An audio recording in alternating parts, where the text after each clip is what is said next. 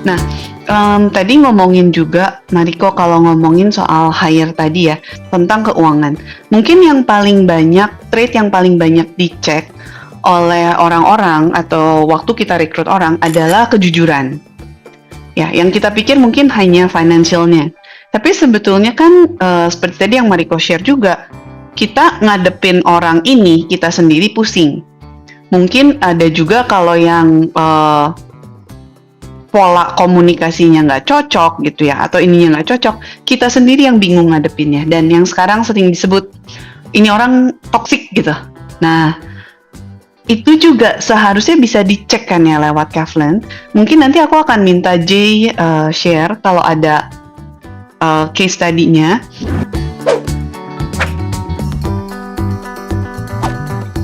Jadi kalau yang ini, kebetulan aku share screen, ini hasil pengukuran untuk 2 orang yang berbeda untuk posisi manajer, peran manajer. Ya, jadi kita nggak mau apapun jenis pekerjaannya. Oke. Ada. Kalau mau nanya dulu, Jay. Ya. Kalau aku lihat gini, aku langsung lihat ini biru semua, yang kanan udah pilih biru aja. Oke. Yes, we'll go there. Kita akan ke sana. Nah, jadi kalau untuk peran manajer, apapun posisinya, itu sebenarnya ada 8 critical soft skill ya. 8 critical kompetensi, sikap-sikap dan kebiasaan yang paling nggak perlu dipertimbangkan. Jadi kalau untuk peran manajer, setidaknya tuh kita butuh orang yang berpikir panjang, ya. Jadi bisa berpikir beberapa step ke depan. Terus butuh yang berdedikasi. Nah, ini aku agak zoom biar kebaca salah satu. Butuh yang berdedikasi, terus analitis dalam berpikir. Data kolektor, itu bicara tentang tingkat kedetailan dalam menggali data, mengumpulkan informasi. Mengatur strategi, visioner, berhati-hati, dan juga antisipasi. Setidaknya ini 8 yang perlu dipertimbangkan dulu. Hanya saja nggak selalu semuanya bagus, dan hal-hal yang dimunculkan di sini itu nggak langsung kelihatan saat kita interview. Nah, sebenarnya kalau pada saat nanti orangnya dites itu, ini bisa diukur. Jadi yang diukur berdasarkan pada pola perilaku dia, sikap dia, dan bawaannya dia. Nah, setelah mereka dites, kita akan bisa melihat, oh, kombinasinya gimana. Dan setiap warna ada artinya. Jadi kalau misalnya memang yes by nature, kita akan lihatnya, oh, berarti harus cari yang biru gitu ya. Ya, semakin ke kanan kadarnya itu semakin kuat untuk sikap tersebut. Semakin rendah, semakin ke kiri, sikap tersebut semakin lemah. Ya, kalau yang hijau tengah-tengah itu sifatnya situasional. Ada faktor mood, ada faktor bagi dia kalau nggak penting belum tentu kan muncul sikap itu. Nah, kalau yang banyak muncul hijaunya ini yang biasanya agak sedikit, ya ini nggak terlalu kelihatan nih, ya ini orang bisa kanan bisa kiri gitu ya. Nah, tapi paling nggak setelah kita tahu polanya, baru kita lihat bagaimana cara interpretasinya. Biasanya kalau di Kavlen ada kelas-kelas Buddha report yang memang secara khusus akan, oke, ada case apa nih, ya kita bahas. Nah, ini salah satunya aja, saya mungkin pilih salah satu sikap yang namanya data kolektor lah. Ya, data kolektor ini kan bicara tentang kebiasaan orang ini dalam menggali data. Ya, kalau misalnya seorang manajer nggak terlalu detail, terus nggak terbiasa menggali informasi, kan bisa jadi banyak hal yang kelewat gitu kan. Nah, tapi kalau data kolektornya terlalu tinggi, super detail, bisa jadi kebablasan, picky, informasi digali terus, nggak gerak-gerak juga. Nah, jadi pertama memang kita harus tahu dulu hasil cek darahnya gimana ya, hasil cek perilakunya gimana. Baru setelah itu kita kaitkan dengan konteks pekerjaannya. Namun paling nggak, kalau memang kita mau meng-hire peran manajer, setidaknya 8 ini dilihat dulu, dipertimbangkan. Karena kalau misalnya kita ternyata dapat orang yang jago banget ngomong nih, ternyata hasilnya yang kiri, dan itu yang sering terjadi. Saat interview convincing banget, tapi nggak segitunya gitu loh. Bisa jadi karena dia sudah hafal dengan jenis pekerjaannya. Mungkin itu sih sedikit sharing. Kalau dari hasil ini ya, misalkan nih kita nggak punya keleluasaan untuk punya banyak pool hire gitu. Kita cuman punya kandidat yang sebelah kiri. Apakah kita bisa selama masa probation itu berusaha mengetes dia dan mengimprove ya? Meskipun seperti tadi kata Mariko kayaknya cukup hopeless kalau mau mengubah orang, tapi apakah bisa selama probation itu dites dan nanti setelah selesai masa probation itu dites ulang gitu? Oke, good question. Nah, secara praktek sebenarnya orang bisa berubah atau enggak belum tentu dalam waktu 3 bulan. Kalau misalnya dari dia sendiri nggak mau berubah, belum tentu akan berubah. Nah, kalaupun dalam 3 bulan bisa terjadi perubahan, faktor eksternalnya banyak sekali. Bisa jadi karena memang tempat perusahaannya sudah sangat oke nih untuk nurture. Terus dari dia sendiri mau berubah. Cuman prakteknya biasanya, kalau merubah orang yang awalnya mungkin merah, sampai ekstrim jadi biru, biasanya tuh kalau situasinya ekstrim banget. Entah kena stres yang benar-benar berat banget, atau dia benar-benar traumatis sampai akhirnya dia mindsetnya berubah, dan dia sendiri mau berubah, itu bisa. Tapi kalau gerakinnya hanya dikit-dikit, itu bisa teman nggak terlalu signifikan dalam 3 bulan. Makanya bahkan kalau di bidang psikologi kan bilangnya, setidaknya sebuah report tuh masih dianggap valid dalam 6 bulan. Walaupun prakteknya, ketika kita di Kaplan handle case-case personal, ada orang-orang yang bisa aja dalam waktu sebulan 2 bulan berubah drastis. Karena apa?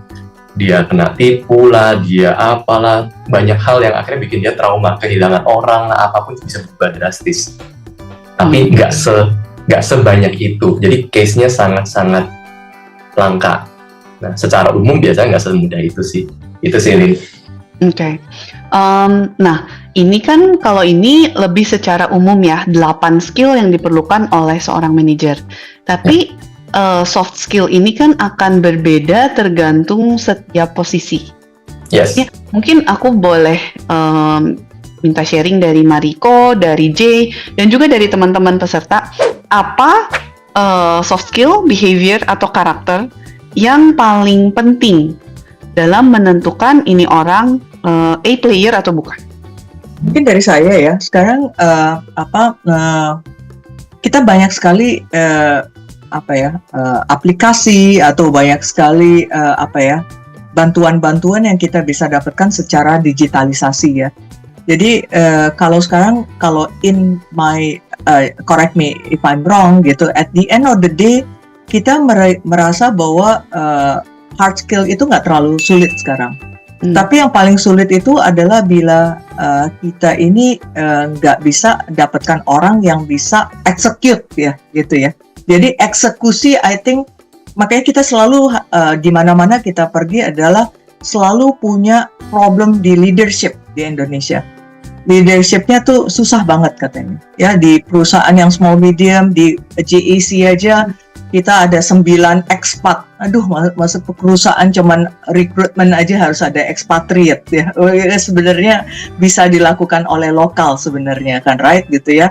Restoran apa dari leadershipnya, Mariko, yang paling jadi masalah? Mungkin yang jadi masalah adalah biasanya tidak bisa menyatakan straightforward lah pendapatnya gitu. Jadi lebih senang dicintai oleh teman-temannya daripada menjadi kurang terlihat baik lah gitu ya. So then everyone would like to be seen as a Santa Claus in a way gitu ya. Ada good, ada badnya, tapi kalau sebagai leader kadang-kadang juga harus keras juga gitu in many ways gitu ya. Dan kemudian juga practically adalah kadang-kadang kerjanya tidak by standard, jadi SOP-nya bisa berganda jadinya ya. Jadi hari ini double standard gitu ya. Double standard, besok bisa beda lagi dan seterusnya gitu ya. Nah akhirnya membingungkan semua orang kan jadinya kalau double standard. Nah ini yang mungkin yang hal-hal yang sebenarnya kalau di leadership itu diperlukan sekali sih. Kemudian mengerti targetnya dan bagaimana how to get it that the target is actually to be done sebenarnya. Jadi kalau banyak cerita sih banyaknya problematiknya yang kira-kira sama adalah gimana sih ya dapetin orang manager yang bisa menjalankan tugasnya until end tanpa perlu harus kita tanya-tanya progresnya Tanpa harus kemana. digebah-gebah gitu ya. Jadi akhirnya begitu banyak kerjaan yang kayak mandor gitu ya. Nah, mandor itu kerjaan udah selesai belum gitu. There's no responsibility in each assignment gitu ya. Nah, mungkin ini sekarang yang this kind of a strength itu tuh, this kind of a soft skill itu sangat diperlukan gitu ya.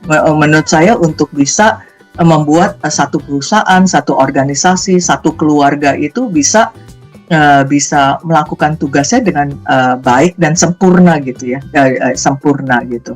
Mungkin itu kali ya yang sekarang saya lihat selain soft skill lain yang memang diperlukan saat ini di banyak organisasi ya gitu ya. Mungkin dari yang lain ada yang mau share atau yang mau bertanya tentang itu?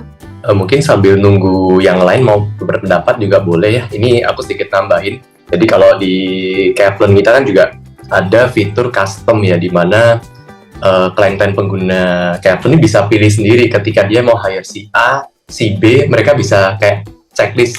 Oh, posisi ini saya mau hire yang kriteria soft skill-nya ini. Posisi itu kriterianya ini gitu ya. Nah, ada hal yang menarik yang waktu kita coba tarik setahun terakhir ketika company yang pakai fitur custom itu, soft skill apa aja sih yang paling baik dipilih? Yang paling banyak muncul nomor satu itu drive-nya dia untuk menuntaskan pekerjaan. Itu kayak banyak banget yang pilih gitu. Kenapa ya? Itu yang pertama. Kedua, eksekusi yang tadi Mariko bilang ya. Iya, kayaknya bagi company tuh ya mau sejago apapun, tapi kalau bagi mereka kerjaan nggak kelar itu fine, itu issue gitu loh. Jadi dorongan menuntaskan pekerjaan atau istilahnya di kita tuh completer itu banyak yang pilih. Itu yang pertama. Orientasi target. Kedua, bicara tentang mindsetnya ketika dia bekerja itu drive-nya benar-benar mengarah ke satu titik atau sekedar ya yang penting jalan aja gitu. Terus ada growth mindset, itu dipilih.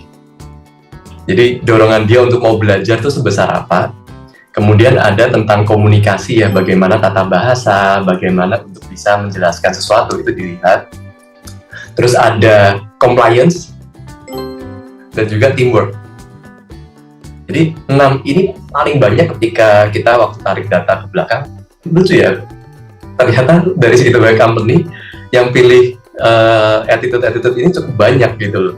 Jadi mau apapun posisinya bisa ditarik kesimpulan ya, kayak ya tuh soft skill itu yang seperti itu yang dipertimbangkan, yang penting juga selain yang manajerial tadi.